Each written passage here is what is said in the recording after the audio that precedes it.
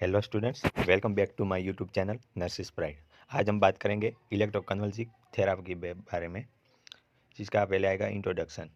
जो हिस्ट्री से हम शुरुआत करेंगे। तो in 1935 scientist made the notice that most of the schizophrenic symptoms are temporary disappear after normal convulsion. Meduna नाम का एक साइंटिस्ट जिसने नोटिस किया कि हम अगर किसी पेशेंट को टेम्पररी कन्वर्जन देते हैं तो उसके जो सिजोफ्रेनिक सिम्टम है वो कुछ समय के लिए डिसअपियर हो जाते हैं। फिर 1938 में Bini and Cerletti introduce the use of electric shock.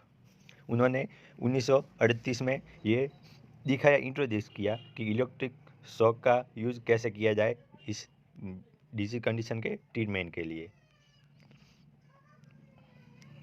Definition of ECT: an artificial conduction of grand mal seizures through the application of electric current to the brain by using electrodes which are placed on head। फिर definition उन्होंने दी कि जब artificial conduction of grand mal seizures through the application of electric current to the brain by using electrodes which are placed on head, हम electrodes उसके head पे लगाएंगे जो कि पेशेंट है हमारा। फिर आर्टिफिशियल कंडक्शन करेंगे किसका, सीजर्स का, जो कि ग्रैंड माल हो गया। अब आगे मैं आपको बताऊंगा कि क्या होता है ग्रैंड माल सीजर्स। उसके एप्लीकेशन जो दिया जाता है जो कि आर्टिफिशियल होता है, कृत्रिम होता है, जिसके कारण हम सिम्टम्स रिड्यूस कर सकते हैं कुछ डिसीज कंडीशन के। टॉनिक सीजर 10 to 15 सेकंड्स के लिए दिया जाता है, जिसमें मसल्स का कॉन्स्ट्रक्शन एंड स्ट्रेचिंग होता है। और फिर क्लोनिक सीजर जो 30 to 60 सेकंड के लिए दिया जाता है, जो कि जर्क और शॉक के रूप में होता है। उसके बाद आते हैं इसके टाइप्स। तो अकॉर्डिंग टू टेक्निक और अकॉर्डिंग टू इलेक्ट्रोड प्लेसमेंट, इसके दो टाइप्स है मेन, जिसमें फर्स्ट अकॉर्डिंग टू टेक्निक, उसमें है पहला direct ECT. This type of ECT given in the absence of anaesthesia and muscle relaxants. जब ये डायरेक्ट ईसीटी हम देते हैं तब किसी भी प्रकार का एनेस्थेसिया इंजेक्शन नहीं दिया जाता और कोई भी मेडिसिन नहीं दी जाती जो कि मसल्स को रिलैक्स करती है, तो उसे हम क्या बोलेंगे, डायरेक्ट ईसीटी। फिर सेकंड मॉडिफाइड ईसीटी।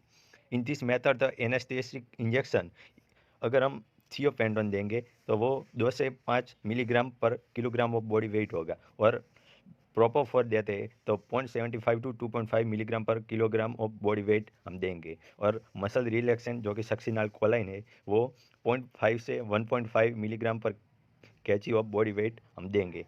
जो कि किसी छोटा बच्चा है तो उसका समझ लो कि वजन है 10 किलो, तो 2.5 mg हम प्रोपोफॉर है तो देंगे पर किलो के हिसाब से। आशा करता हूँ कि समझ में आ गया होगा। उसके बाद आता है उसका दूसरा टाइप जो कि अकॉर्डिंग टू इलेक्ट्रोड्स प्लेसमेंट, जिसमें पहला है बाईलेटरल। इसमें मोस्ट कॉमनली यूज्ड मेथड है, ये हाल के समय में सबसे ज़्यादा यूज होने वाला ईसीटी मेथड है। Each electrode is placed on 2.5 to 4 centimetre on the mind mid point of a line joining the tragus of the ear and outer canthus of the eye. जैसे कि इस डायग्राम में बताया जा रहा है कि जो इलेक्ट्रोड जो है वो आई और ईयर को जो कनेक्ट करने वाली मिड लाइन है उस पे 2.5 सेंटीमीटर टू 4 सेंटीमीटर के बीच का जो दूरी है वो तय करके वहाँ पे प्लेस किए जाएंगे। और फिर ईसीटी जो ड्यूरेशन हम फिक्स किया हुआ है उसके मुताबिक दिया जाएगा, तो उसे हम बोलेंगे बाईलेटरल। बाई मीन्स टू और lateral means sides, both sides of head this electrodes are placed, so this method is called bilateral method. Then हमारा जो नेक्स्ट टाइप है वो है यूनिलेटरल, जिसमें one electrode placed on the side of the head, non dominant side, और another on the head.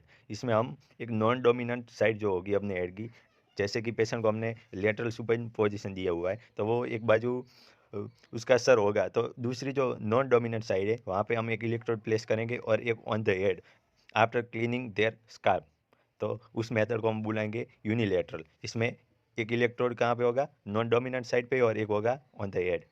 Clear है दोस्तों।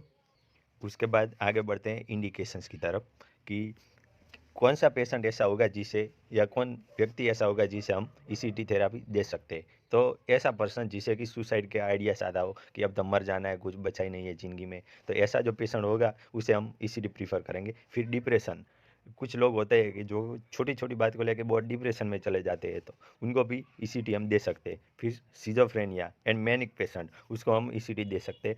Postpartum साइकोसिस, postpartum साइकोसिस का जो पेशेंट होगा उसे भी हम ईसीटी दे सकते हैं। साइकोसिस इन फर्स्ट टाइमेंशन ऑफ प्रेगनेंसी, जब फर्स्ट 3 मंथ जो होता है प्रेगनेंसी का, ऐसी कोई लेडी है और साइकोसिस से सफ़र कर रही है तो हम उसे भी ये ईसीटी प्रीफर कर सकते हैं।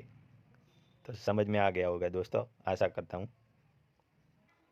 फिर आता है हमारा कॉन्ट्रा इंडिकेशन, क्योंकि एक्यूट मायोकार्डियल इन्फेक्शन, हाइपरटेंशन और cardiac disease mean acute myocardial infection, जो भी हार्ट के रिलेटेड कंडीशन का पेशेंट है, जैसे कि हाइपरटेंशन है, कार्डियक डिसीज कोई भी है, तो उसे हम प्रीफर नहीं करेंगे। Risk of embolism, risk of tuberculosis and न्यूमेनिया means जो पेशेंट न्यूमोनिया से सफ़र कर रहा है या ट्यूबरक्यूलोसिस से सफ़र कर रहा है, उसे भी हम ईसीटी प्रीफर नहीं करेंगे। फिर fracture patient and Contra indication of for anaesthesia, जब भी हम ईसीटी प्रोसीजर पेशेंट के ऊपर अप्लाई करेंगे, उससे पहला एक प्रीफर्ड डोज ऑफ एनेस्थेसिया हम इंसर्ट करेंगे टू द पेशेंट्स बॉडी।